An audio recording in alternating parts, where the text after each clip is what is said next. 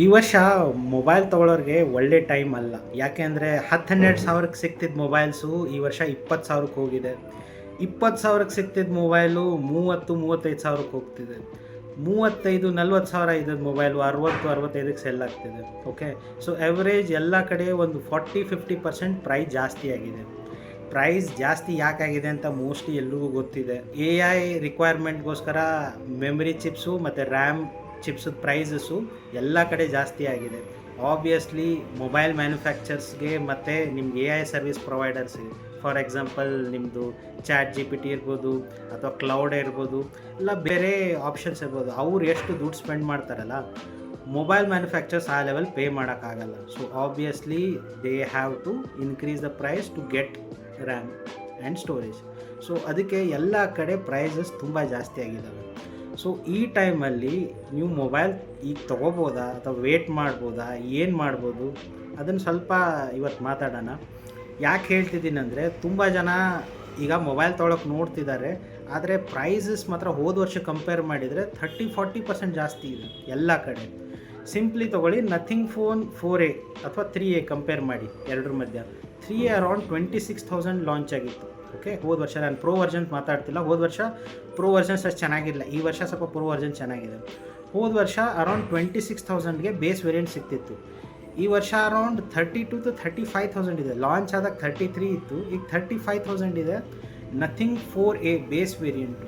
ಇದು ಬೇಸ್ ಒಂದು ಸ್ವಲ್ಪ ನಾರ್ಮಲ್ ಇರೋ ಫೋನ್ದು.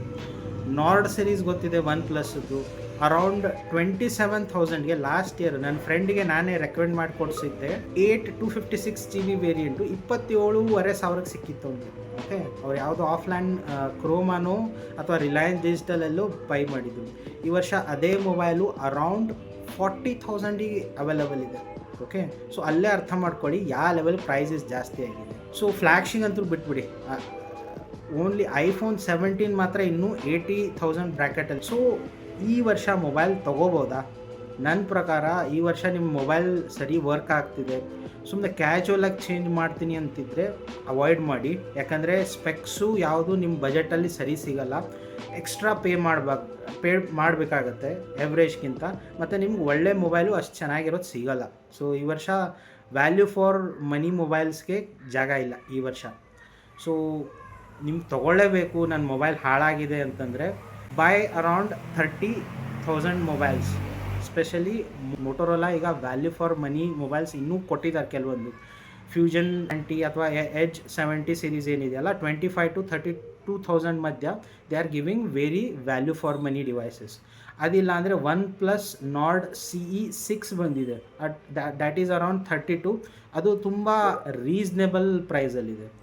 ಸೊ ಈ ಪ್ರೈಸ್ ರೇಂಜಲ್ಲಿ ತೊಗೊಳ್ಳೋದಿದ್ರೆ ತೊಗೊಳ್ಳಿ, ಇಲ್ಲ ನಿಮ್ಗೆ ಇಂಟ್ರೆಸ್ಟ್ ಇದ್ದರೆ ಐಫೋನ್ 17 ತೊಗೊಳ್ಳಿ. ಯಾಕಂದರೆ 80,000 ಇದೆ, ಎಲ್ರಿಗೂ ಅಫೋರ್ಡ್ ಆಗೋಲ್ಲ ಗೊತ್ತಿದೆ, ಆದರೆ ಅವರು ಸದ್ಯಕ್ಕೆ ಚೇಂಜ್ ಮಾಡಿಲ್ಲ. ಆ್ಯಂಡ್ ಐಫೋನ್ 18 ರೂಮರ್ಸ್ ಇದೆ, either the specs will be same or they will be downgraded. So chances ಇದೆ ಡೌನ್ಗ್ರೇಡೆಡ್ ಸಿಗುತ್ತೆ.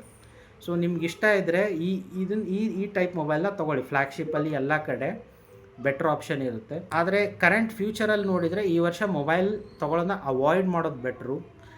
ಇಲ್ಲ ನಿಮ್ಮ ಹತ್ರ ಸೆಕೆಂಡ್ ಹ್ಯಾಂಡ್ ಮಾರ್ಕೆಟಿಗೆ ಎಕ್ಸೆಸ್ ಇದೆ ಅಂದರೆ, ನಾನು ಇನ್ನೂ ನೋಡ್ತಿದ್ದೀನಿ ಒನ್ ಪ್ಲಸ್ 15 ಸೀರೀಸ್ ಮೊಬೈಲ್ ಇದೆಯಲ್ಲ, ಸೆಕೆಂಡ್ ಹ್ಯಾಂಡ್ ಮಾರ್ಕೆಟಲ್ಲಿ ಅರೌಂಡ್ 60,000ಗೆ ಸಿಗ್ತಿದೆ.